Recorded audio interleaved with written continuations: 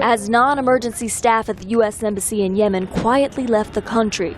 A suspected U.S. drone snuck in, killing 4 alleged members of al-Qaida. Al-Qaida in the Arabian Peninsula has thrived in Yemen for years.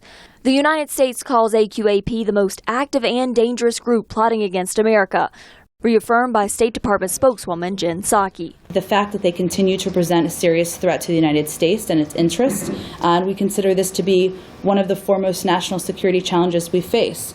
Yemen is said to be the poorest Arab country, and it suffers from political instability. The instability breeds terrorists, according to former Ambassador James Jeffrey, now at the Washington Institute for Near East Policy. They operate in areas where you do not have the best of border controls. They operate in areas where you don't have the best of modern security forces plugged into international Interpol and intelligence channels. In a region where attacks can sometimes be as frequent as the morning call to prayer, terror groups aim high. The only propaganda that really counts in the Middle East is when you take down an embassy, when you sink or almost sink a ship, or when you otherwise show that America is weak and vulnerable.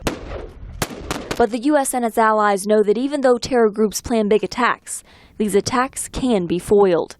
James Carafano with the Heritage Foundation in Washington says terrorists depend on predictability. They want to know how many guards, they want to know what time they change, they want to know what the traffic patterns are like, they want to know what people are doing that day. So when you make an announcement and say, oh, we're closing things and ramping up security, you've changed the conditions. Officials here at the State Department say Yemen continues to work with the United States to fight terror groups like AQAP. Secretary John Kerry called Yemen's president to thank him for his efforts during the latest threat.